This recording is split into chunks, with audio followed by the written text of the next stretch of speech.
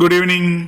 ഇന്ന് വൈകുന്നേരം എല്ലാ ശനിയാഴ്ചയും വൈകുന്നേരം പോകുന്ന പോലെ ഞങ്ങൾ വീണ്ടും വർക്കല ഇറങ്ങിയിട്ടുണ്ട്.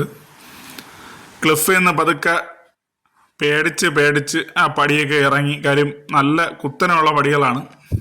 ഒരുപാട് പേര് കിടന്ന് കഷ്ടപ്പെടുന്നത് കണ്ടു, കയറാനും ഇറങ്ങാനൊക്കെ. എന്നാലും ഞങ്ങളും അതുപോലെ തന്നെ കഷ്ടപ്പെട്ട് ചിപ്പി മണലിൽ നിന്ന് കുറച്ച് കക്കയൊക്കെ എടുത്ത് എന്നെ കൊണ്ടൊന്ന് കാണിക്കുന്നുണ്ട്.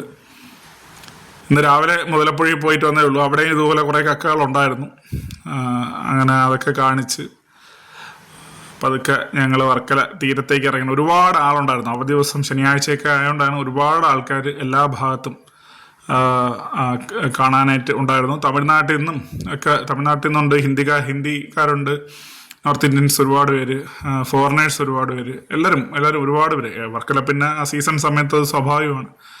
അങ്ങനെ തിരക്കിനിടയിൽ ഞങ്ങളും പോയി ബീച്ചൊക്കെ ഒന്ന് കണ്ട് പതുക്കെ നൈറ്റ് എങ്ങനെയാണെന്നൊന്ന് കാണാൻ വേണ്ടി ക്ലിഫിൽ പോയി.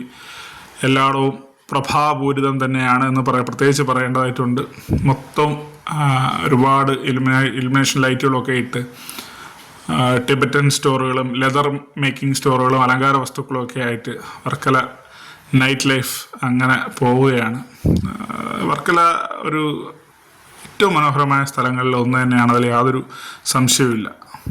ചിപ്പി അങ്ങനെ പതുക്കെ അവിടുത്തെ ലൈറ്റിൻ്റെയൊക്കെ അടുത്ത് നിന്ന് പതുക്കെ ചിരിക്കുന്നു, ഫോട്ടോയൊക്കെ എടുക്കുന്നുള്ള ചെറിയ ശ്രമങ്ങളൊക്കെ നടത്തി. അങ്ങനെ ഞങ്ങൾ പതുക്കെ ആ ലൈറ്റുമൊക്കെ ഒന്ന് കവർ ചെയ്ത് നേരെ വീട്ടിലേക്കുള്ള യാത്രയ്ക്ക് തയ്യാറാവുകയാണ്.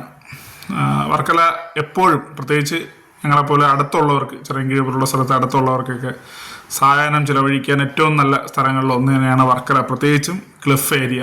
അപ്പം എല്ലാവർക്കും അറിയാമെങ്കിലും ഇടയ്ക്കൊക്കെ വർക്കല വരിക, എല്ലാ സ്ഥലങ്ങളൊക്കെ ഒന്ന് കറങ്ങി കണ്ടു പോവുക. എല്ലാവർക്കും ഒരു ശുഭരാത്രി ആശംസിക്കുന്നു. നന്ദി.